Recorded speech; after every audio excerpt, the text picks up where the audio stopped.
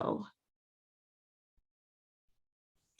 Hello, welcome to FLAUNT. Find your sparkle and create a life you love after infidelity or betrayal.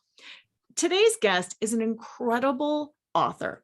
Not only is he a fantastic writer, which I appreciate so much, but he's got insight into what's really going on.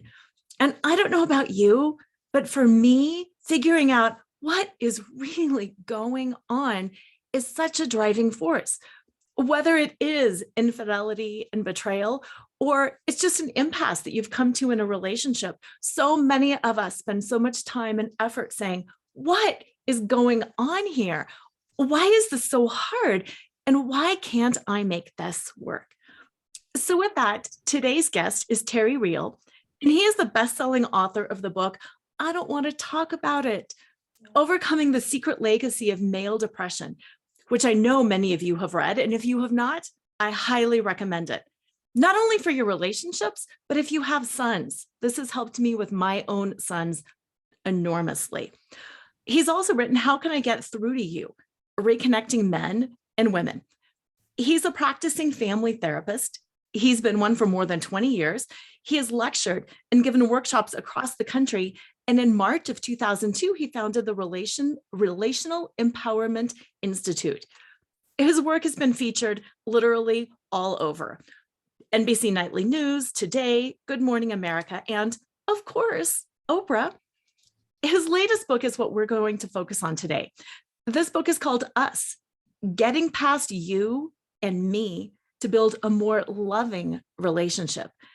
And for any of us, but especially those of us in the betrayal recovery space, oh my gosh, this is going to be huge.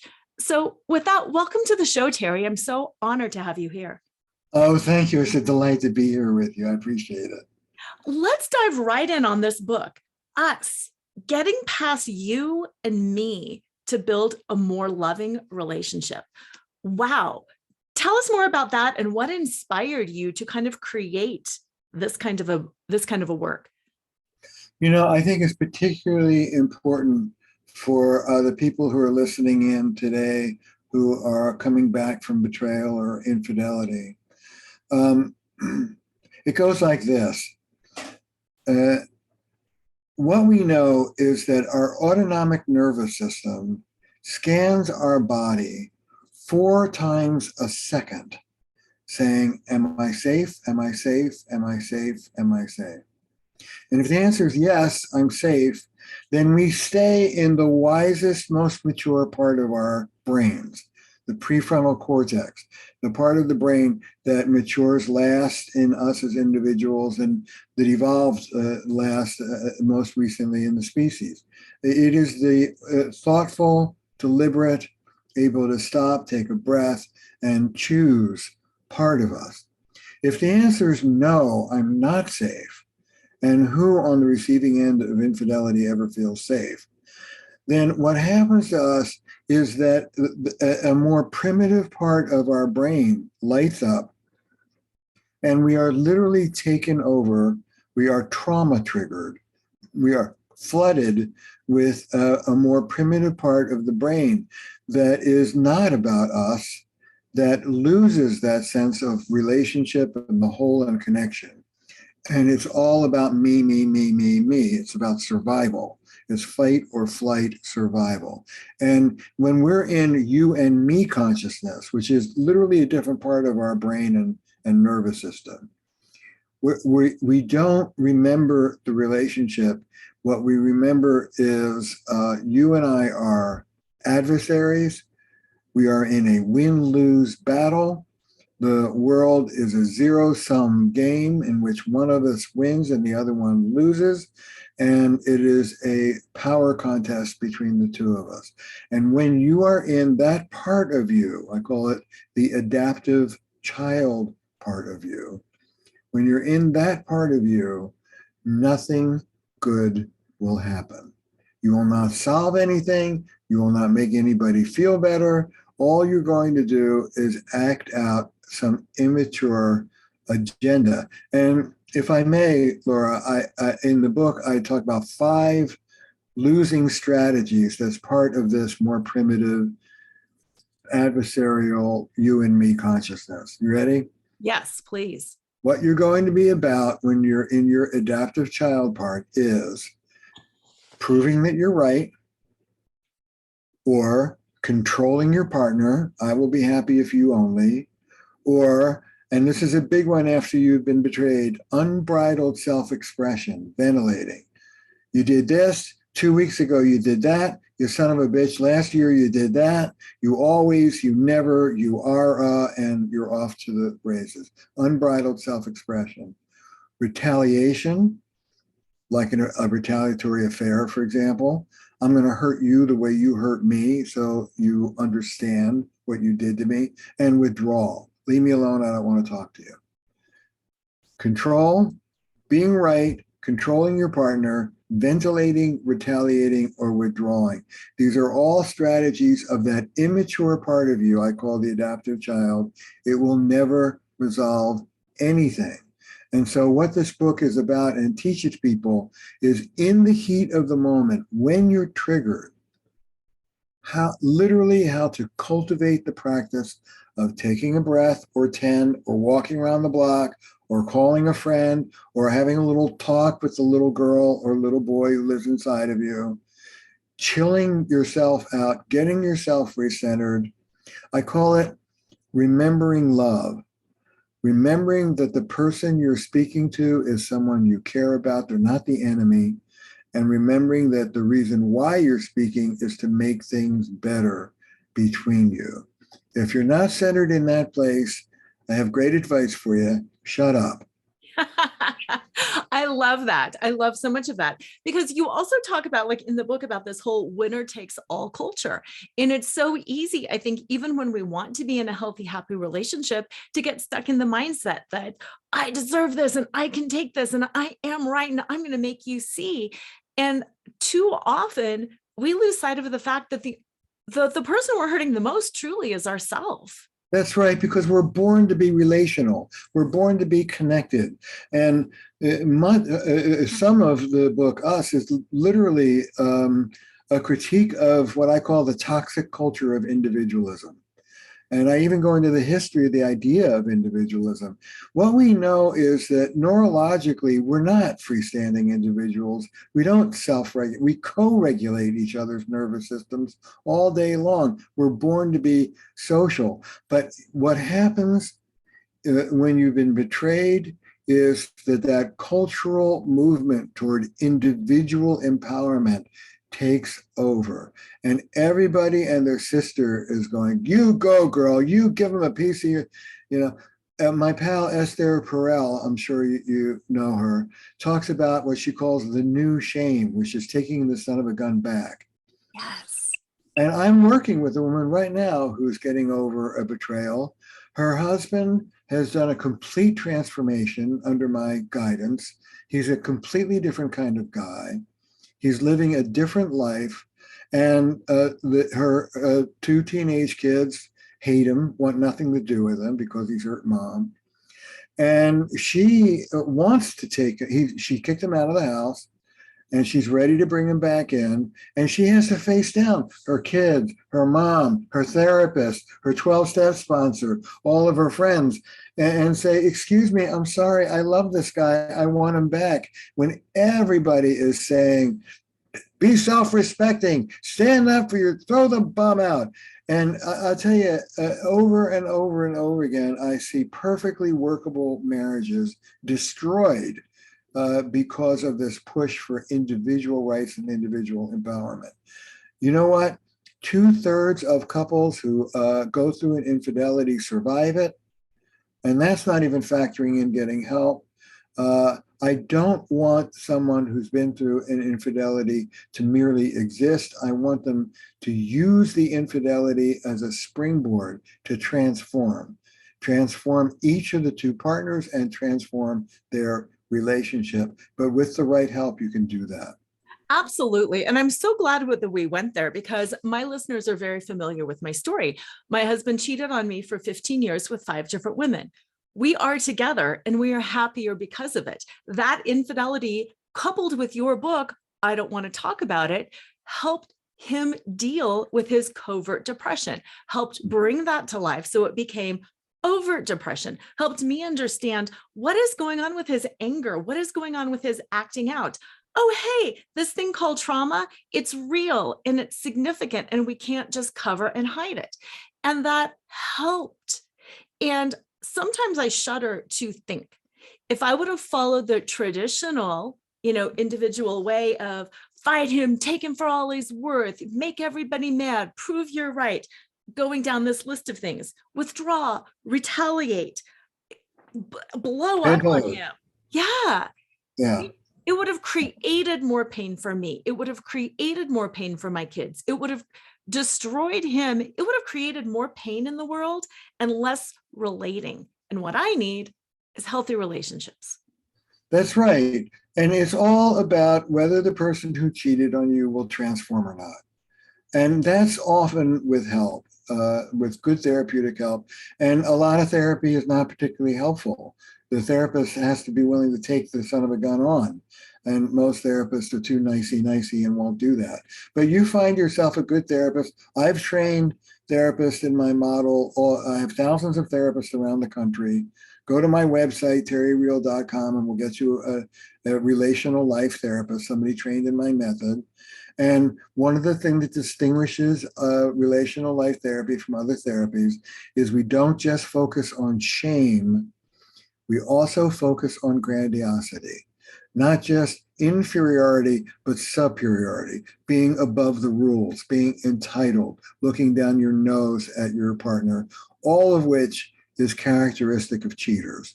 And so you drag this son of a gun into a therapy that's really going to support you. And you see if they can learn how to be a different kind of person. And if they can, you'd be a fool to walk away. And if they can't, I'll help you pack a bag. Absolutely. So well said, because it is about us and our happiness, and a relationship takes two. And you're right. You need a very good therapist to address both ends of the spectrum, which is something that I think so many people don't understand, how it flip-flops between the grandiosity and the shame, and how it's not just one or the other, but it's that tension between the two that really makes the relationship difficult. And that's what I'm really excited about with us, because a relationship does take two. And so often we get trapped in that rugged individualism that I'm going to do this for me, and then I'm going to do it for me. But we lose sight of the fact that we are creating a whole, almost separate entity called us. That's true. Us is true. What I say to people is your relationship is your biosphere. And the great delusion of patriarchy, which we all live in, and of individualism, which we all live in. Individualism says you're not in nature, you're apart from nature. That's what individual means. That's what the word means, being apart from, being irreducibly yourself. So the delusion of individualism is you're apart from nature. The delusion of patriarchy is you're above nature and able to control it. And what us is about, this book is about, is how to trade in a power and control model for a collaborative model. For example, the relational answer to the question who's right and who's wrong is who cares? It doesn't matter. What matters is how are we going to work this out in a way that's going to work for both of us? So it's really about giving up, thinking of yourself as an individual, and remembering that you're a team. And there's a great deal of practicality in the book. There's a new map. We're not two individuals fighting. We're a team trying to work things out. And there's a set of tools that go along with it. It's not for example, if one of you wins and the other one loses, you both lose. And that's not some pie in the sky bullshit. You both lose because the loser will make the winner pay for it. Count on it. Yes. You are linked. You're in the ecological system together. You are not apart from each other. And when you start thinking about, okay, it's not about I have to sacrifice to her or him. One of us wins the other. It's about what does the biosphere need from us in order to stay healthy? Because we live in it. I love that term biosphere because, yeah, you're right. So, why is it that we all do want to prove that we're right? Is it a brain thing? Is it a cultural thing? Is it a combination of all of that? Because you're right, we all want that healthy biosphere, but it's almost like we're doing everything in our power to destroy it. I go into this in the book. I have a soft spot in my heart for all five losing strategies. And I've been no stranger to all five of them in my day, let me tell you. The impulse behind proving that you're right is actually a wish that you and your partner are on the same page, that you see it the same way. And one of the things I write about is that when you move out of you and me consciousness into that mature part of your brain, there's a little loneliness. It's more differentiated, it's less boundaryless. And so, what you have to tolerate when you realize that this is you speak with humility, this is my version of what's right, honey, what's yours? When you move into that, you have to let go of that very young wish that we're twins, we see everything the same way, there's never any disagreement, and I need my partner to see it the same way I do. And there's a little grief. And one of the things I say is that when you move out of these immature states into a more mature relationship, often there's a little grief, there's a little loneliness. It's a little lonely being an adult, a little bit. But what it grants you is the world. So I understand. And here, for example, retaliation. Same thing. What fuels retaliation is a perverse form of community. I want you to feel what I feel so that you'll understand. So you'll fall on your knees and say you're sorry, but it never works. No. Punishing somebody will never make them more empathic to you. So all of these one of the things I teach my students is always be respectful of the exquisite intelligence of the adaptive child. This is how you learned to cope as a kid. You did exactly what you needed to do to get by. But I have a saying, adaptive then, maladaptive now. The strategies you used at 4, 5, 6 are not going to work in your marriage. No, they're not. No, they're not.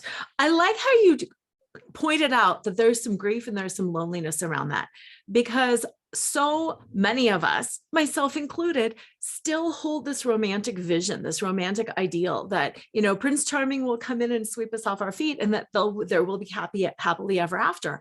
And, like, I'm a lawyer, I'm smart, I get it, I've lived a long life. I know that's not real. Yet there is that child part of me that's like, I'm sure it'll happen. I know. I just want to be taken care of, and I want him to meet my needs, and I don't even have to want to say. You know what I say? I have a little shtick on that. Here's what I say: Cinderella's dead.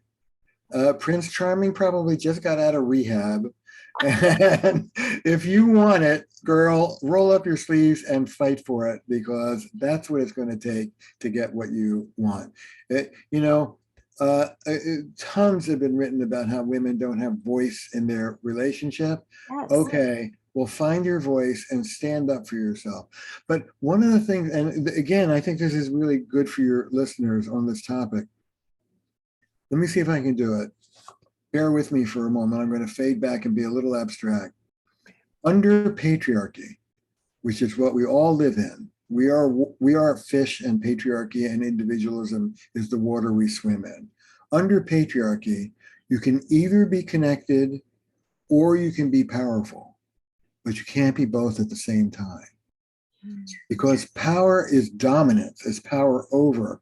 When you move into power, you break connection. And what happens to a lot of betrayed women in particular is they move from disempowered voicelessness to Katie bar the door, screw you and the horse you rode in on. And neither of those is what I want. So one of the things I teach people in general, and women in particular, is what I call loving power, soft power, how to stand up for yourself and stand up for the relationship in the same breath. It's the difference between saying, Laura, I don't like how you're talking to me, shape up, or saying, Laura, I want to hear what you have to say, honey. Could you tone it down so I could really listen to it? And no one knows how to use soft power. By and large, you read my book and learn how to do it, because it's not moving into soft power where you're fully empowered and you're cherishing your partner in the same breath. That moves us beyond patriarchy. And that is new territory for all of us. Yeah, that is new territory for all of us. And that is so powerful. And it's my deepest wish that we could start teaching some of these skills in elementary school, that we could start using, that power, so we all grow up with it, men and women alike, because there is such pain on both sides. And that's one of the things that I appreciated so much about your I don't want to talk about it book, was how you talked about the way boys were castrated in society and the way girls were shut down in society, and how we would lose our voice and boys would lose that empathy and that connection. And it's not, women lose their voice and boys lose their hearts. yes, absolutely. Right. And while we're on men and women, and I also want to include non-binary folks as well, but broad generalization, in our culture, as feminism is written about for 50 years, women lose power. The wound to girls and women is disempowerment, over accommodation, what my pal Carol Gillen calls the tyranny of the nice and kind, over accommodation. The wound to boys, and the wound to girls, by the way, is the edge of adolescence, 13, 14, 15. The wound to boys is not about disempowerment. If anything, they're overly empowered. The wound to boys and men is disconnection. The way we, quote unquote, turn boys into men is by severing them from their emotions, their vulnerability, their hearts, and from other people. And the healing move for women is loving power. The healing move for men is opening up your hearts and learning to listen and connect. Reconnection is the essence of the work that I do with men. Beautiful, beautifully said. So easy. And then I can see how these 5 toxic ways of being play into that, because as a woman, if I'm feeling like I don't have a voice, and then I finally get that rage and I find out somebody's cheated on me, it is this unbridled self-expression, but then that's hammering away at the man's heart, and it's going to shut him down more. And that is not loving self-expression, Right. It's not loving power. Right. It's not loving power. And, look, if it's fresh, if you just learn about being cheated on, you are in a trauma state. It is traumatic. And I like to say, you just got hit over the head with a baseball bat. You're like, whoa. And, you yell and scream and carry on and call some names. In that early stage, fine. I don't approve of it, but I'm not going to land on you like a ton of bricks. But as you work on putting the relationship back together, you have to lose your self-righteous indignation, come down from your contempt, and work with the person you're with. I call this working with the guy you've got instead of the one you deserve. That's funny. But So true.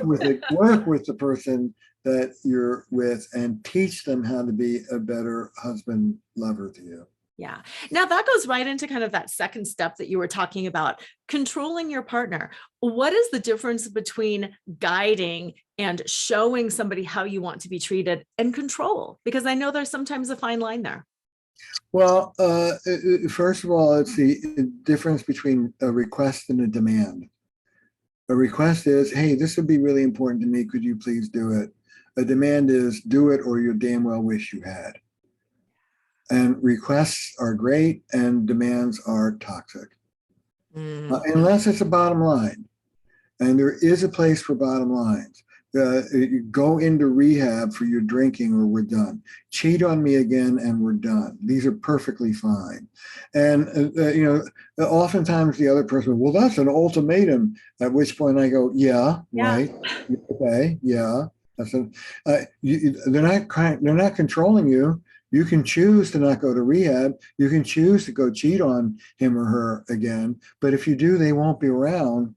You get to do whatever you want, but these are the consequences. So it's not control. It's your bottom line. There's a difference. Yeah, that makes sense, because having clear boundaries is very important. And you're right. It's just informing the other person of, hey, this is what I'm going to do if. Yeah. Yeah, this is what we're going to do. Yeah. Yeah. Yeah. I love that. That makes sense. A request versus a demand. And again, it sounds like that's something that just takes a lot of practice, a lot of self-awareness. Am I raging, or am I thinking about what I want, feeling into my own boundaries, and then making that request of you? Yeah. And it's really, you see, as a therapist, when I'm with somebody, the most important question I ask is not what are the external circumstances. Can handle that.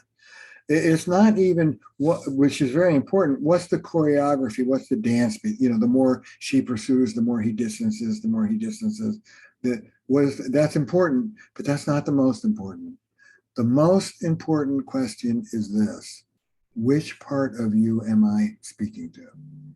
Am I speaking to the here and now, adult, thoughtful part of you, or am I speaking to some immature child that lives inside of you that got triggered through trauma and that has now grabbed the wheel? Well, one of the things I say, Laura, is when an inner child kicks up in us, I want you to put them on your lap, put your arms around them, hear them out, love them up, and take their sticky hands off the steering wheel. You're not driving the bus, I am. And literally, when my wife Belinda and I fight, and we don't fight that much anymore, we did 30 years ago, but we're in recovery. And when I say recovery, I mean relational recovery. I don't mean addiction recovery. But at any rate, nowadays, if Belinda's mad at me and she blasts me, I'll take little Terry. I'll take that vulnerable little boy. He's about 8. And he's vulnerable, but he's a street fighter. I grew up in Camden, New Jersey. He knows how to fight. I grew up in a violent home. He knows how to fight. And I put him behind me. And here's what I say: look, I'll make you a deal, little triggered Terry, little rageful Terry. Between Belinda's anger and you is me, my strong body, my big self. I'll take the blast and you're protected. That's my part of the deal. Here's your part of the deal. You let me deal with Belinda. Don't you deal with her. You're going to make a mess of things. And so when you're triggered, when your heart's racing and your armpits are sweating and your voice, and you know when you're triggered, take a break, slow down, breathe. We do a lot of breathing in relational work. My friend, the German mystic Thomas Ubel, has a saying: urgency is our enemy and breath is our friend. Breathe. If you can't do it while you're standing there, take a time out. Go for a walk around the block. Splash some water on your face. Meditate for 10 minutes. Do whatever you need to do to get re-regulated so that you're in your adult self, and then go back and talk to your partner. That's huge. That is so huge. And I'm curious, how often, when you ask that question, like who is there, how often is it our adult self? Because I'm guessing it's not very often. No, it's not. Not when I start working with somebody, they usually only have a sliver, and I have to pull it out of them and then teach. But you know, I have great faith in the real you underneath the crap. And I will often say to, like, I'll say to a cheater, I would say to your husband, what's his first name? His name is Sean. Sean. I would say back in the day when if it all first was hitting the fan, I would say, Sean, you're a nice guy. You're a decent man. I'm sure he is too. You're a decent man. I have been with men who are indecent down to the bone. They're called sociopaths. And brother, they're cold. But you're not. You're warm. I could tell you love your wife. You feel bad about what you did. You're a decent. You know what, Sean? I would say, what's so sad, I am talking to a decent man who has behaved indecently for the last umpty-ump years. Will you let me rescue the real you from this crap? Can we uncover all of the junk and let that decent man see the light of day? Now, who's going to say no to that? Right. Right. And you know what I love about that question too? If the man is not in the place to be like, yes, help me, that's powerful information, because if they say no, there is no us. If they say no and they betrayed you, you're done. Yeah. You're done. Whether you stay or go, as far as I'm concerned, depends on this. If the cheating partner has it in him or her to do the work and transform, you'd be a fool to leave. If they don't do the work to transform, you're a fool to stay. Yeah. Oh, so well said. So well said. And it is work and it is a process. And do you have any words of wisdom on that? Because, like you were just talking about urgency, so many of us on both sides, either the betrayed side or on the cheating side, we so desperately want it fixed. We so desperately want it done. We see the good guy underneath. We see what a healthy relationship could be like. And the work is just, it's just difficult and it's painful. And like moving from covert depression to overt depression in order to heal it, sometimes that journey just looks so long and difficult. Can you speak to that? Yeah, I'll tell you what I say to. It's usually a guy who's balking, but what I say to someone is,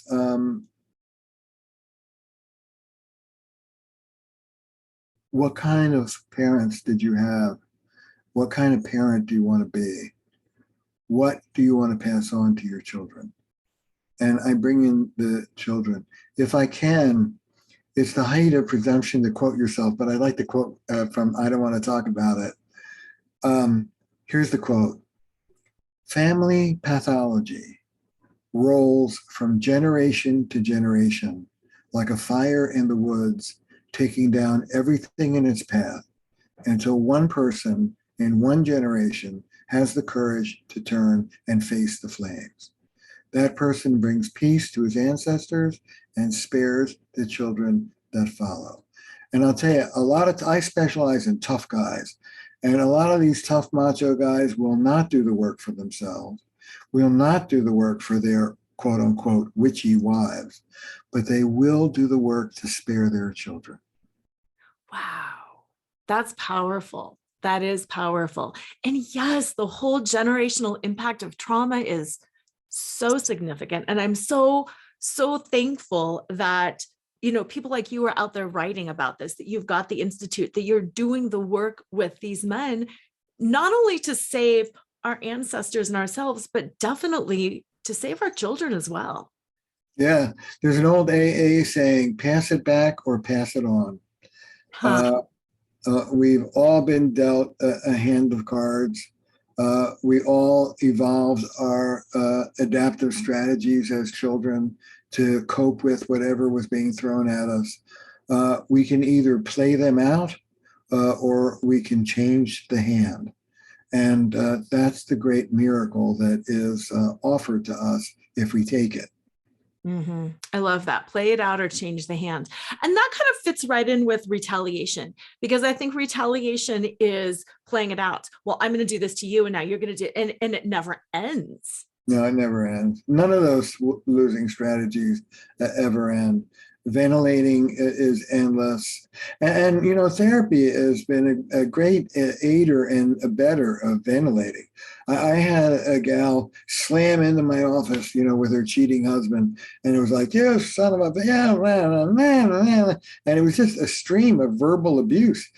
And I said, look, you got to stop this. She goes, no, my therapist says I found my voice. It was not having a voice that brought him to cheat to begin with. I talk about the difference between individual empowerment and relational empowerment. Individual empowerment is, I was weak, now I'm strong, go screw yourself. Relational empowerment is, I was weak, now I'm strong. I'm going to bring my full strength into this relationship, stand toe to toe with you. Now, what do we need as a team to make this work? Let's get going. And it's got a completely different energy. And individual empowerment is celebrated all through this culture, including therapy. Relational empowerment is hard to find. It really is. It's not even a phrase that rolls trippingly off of our tongue. We're not sitting there saying, I really want to feel relationally empowered. And that's a shame. That really is a shame. Well, we don't live in a relational culture. We live in an anti-relational, narcissistic, addictive culture, patriarchy. And within that culture, men and women don't learn the skills that we need in order, you know, we've never wanted more from our relationships than we do right now. We want to walk hand in hand in the beach. We want long heart-to-heart talks. We want great sex in our 50s, 60s, 70s. We want to be lifelong lovers, but we have shit skills. We Yeah. don't have the skills we need to pull that off. And so that's why a book like Us is, I wrote it, is to give people a vision of what living relationally looks like and real practical skills to get it done. Yeah. And I'm going to take that a little bit deeper too. The vision, yes, and the practical skills are both a part of it. And there's also that practice that we're going to mess it up as we're learning it along the way, and how not to be like, oh my gosh, that was awful. I devolved into all five of these in the same day. It's all over. To have Yeah. that, you know what I'm saying? Well, if a couple I'm working with gets it, reads my book, starts doing the skills, and they're healing and they're going like a bat out of hell. Oftentimes I'll prescribe a relapse. I'll say, you people need to make a mess because it's essential that you fall off the horse, don't break your neck, dust yourself off, and get back on the horse again. I write about this in the book. All relationships are an endless dance of harmony, disharmony, and repair, closeness, disillusionment, and a return to closeness. And all the skills come from moving from disharmony into repair. And if you've been cheated on, you're in intense disharmony. One of the things I talk about, and I've gone all over the world talking about what I call normal marital hatred. Yeah. And I got to tell you, in 20 years, not one person has come backstage and said, Terry, what do you mean by that? The disillusionment phase is dark. It hurts. You're lonely. You feel like it was a mistake to be with this guy, and you hate his or her guts. That's fine. That's normal. There's nothing wrong with that. You just have to know how to crawl out of the hole. And our culture doesn't teach us how to do that. Yeah, no, it doesn't. And I like that you talk about it and that people can resonate with it, because that was actually something I grew up. I don't know how I heard this from somebody, but somebody said, you will hate your spouse for sometimes years at a time. And I was like, okay, yeah, that's normal. So it didn't trigger me as much when I hated my spouse. Whereas my spouse had the idea that everything was harmonious all the time. And if it wasn't, there was a huge problem and it put him in a state of threat. And then he's a fighter, so he's going to fight it out. And it's just that perception going in that normal marital hatred is a thing, and that it doesn't mean the end is near. James Framo is the father of couples therapy. He created couples therapy back in the 50s. And he once said, this is back in the 50s, so it was assumed the person you were sleeping with was your partner. He said, the day you turn to the person in bed with you and you say to yourself, oh my God, I've been had. This is a dreadful mistake. This is not the person I fell in love with. That, says Framo, is the first day of your real marriage. I love that. I haven't heard that before. That's phenomenal. Well, we all long for the divine. If we're honest with ourselves, we really want gods and goddesses who will complete us and never fail us, be scintillating intellectual conversationalists and sex workers in the bedroom. We all want everything. And that's a shame, because the reality is the collision of your human imperfections and mine that is the very stuff of intimacy. That how we handle that collision is the guts of who we are as a couple. And we need to embrace it and work with it rather than try and control it or run from it. I love that. And I would love to hear your definition of intimacy, because you're right. That is the stuff intimacy is made from. And sometimes I think people have a misunderstanding about what intimacy is. And I'm just curious if you have a working definition of what that means for you. I have two. The first is I got this from one of my great mentors, a woman named Pia Melody, a terrific pioneer in the recovery community. Intimacy is the conjunction of truth and love. Ooh, I love that. Intimacy is the conjunction of truth and love. And you know that feeling, Laura, when like maybe a bestie or somebody sees you down to the ground, sees all of your warts and moles, and thinks you're the greatest thing anyway? That's intimacy. And where people fall is you get a kind of over accommodating, often woman, who's full of love, but they're not letting in the truth. Or you get somebody who sees the truth, but they're not very loving. And the trick is to really have unshielded eyes, see your partner for all their flaws, and choose to love them anyway. That's real intimacy. That's beautiful. And I think according to that definition, that's why relationships can be so much better after a betrayal, after an infidelity, because we truly see another person's pain, shame, vulnerabilities. And when we bring in that love with that truth, that's powerful. Yeah, I think that's exactly right. You got it exactly right. I talk about three phases of a relationship: the harmony, disharmony, and repair phase. Yes. First phase, the harmony phase, I call love without knowledge. You Oh, love the yeah. person, and there may be a soul recognition that this is the guy for you, but you don't know what the bottom of their closet looks like, or you don't know whether they brush their teeth in the morning or not. So Right. that's love without knowledge. That's the harmony phase, stars in your eyes. The second phase is disillusionment. Oh, and the second phase is disillusionment, that disharmony phase, and I call this knowledge without love.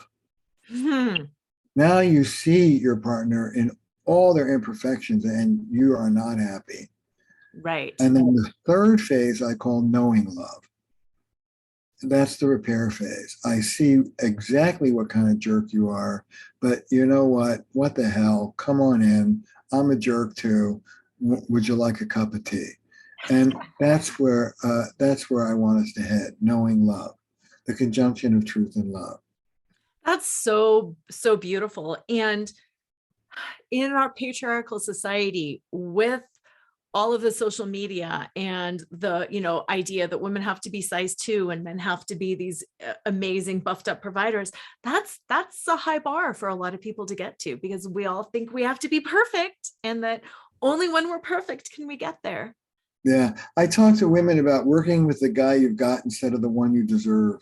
And that's so true. So true. So true. I'll deal with it. I've done this actually. I'll deal with a very narcissistic young. Actually, let me do it this way. The psychoanalyst Ethel Person once I heard her speak, and she said something really struck me. She said, during the course of one dinner conversation, your partner will look to you fascinating, boring, scintillating, tedious, intrusive, distant, gorgeous, ugly, and a healthy person gets up from the dinner conversation and thinks, nice dinner.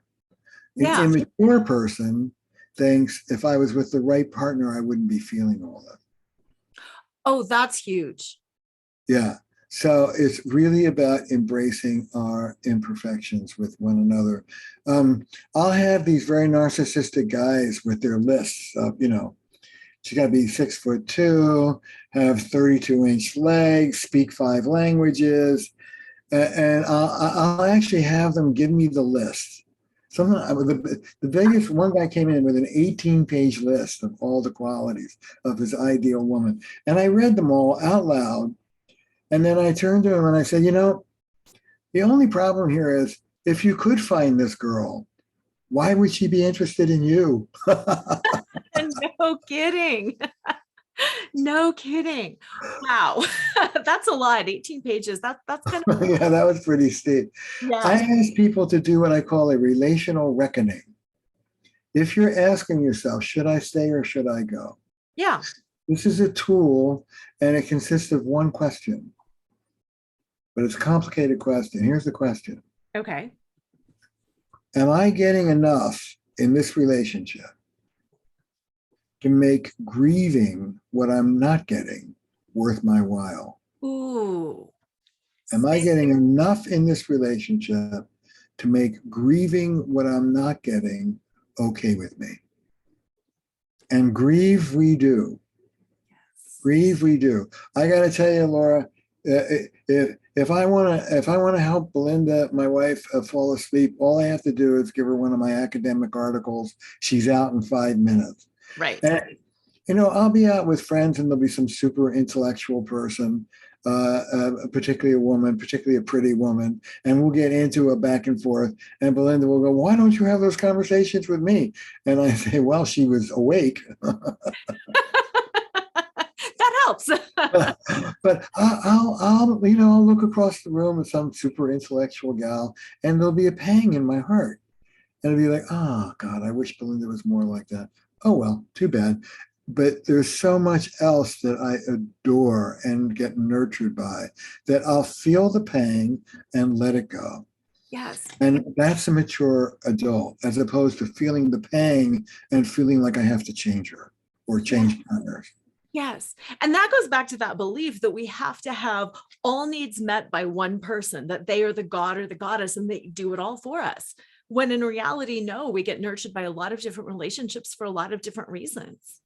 Yeah, and it isn't the other person that's giving you the nurture, it's the biosphere that's giving you the nurture.